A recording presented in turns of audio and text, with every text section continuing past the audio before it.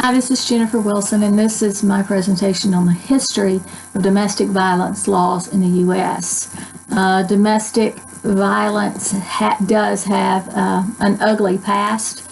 Under Roman law, wives were just treated like men's possessions. That carried into English common law, where the right to use of force was very well recognized, and even that carried over into our early American law. In North Carolina in 1862, a wife could not get a divorce from her husband, even though he had beat her, because she could not prove that she did not provoke the beating. So the court was weighing whether there was justifiable or unjustifiable beatings.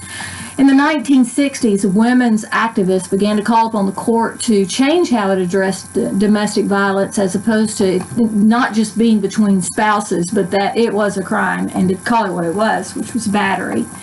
And in 1994, Congress passed the Violence Against Women's Act, which, along with some 1996 additions and changes, made domestic violence a national crime.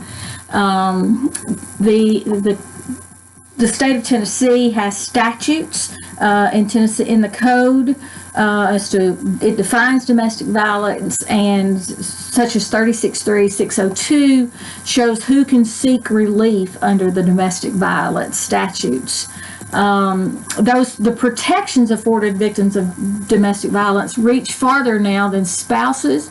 They can reach to dating or engaged couples. They can reach to teen dating, and now to same-sex marriage or to same-sex couples.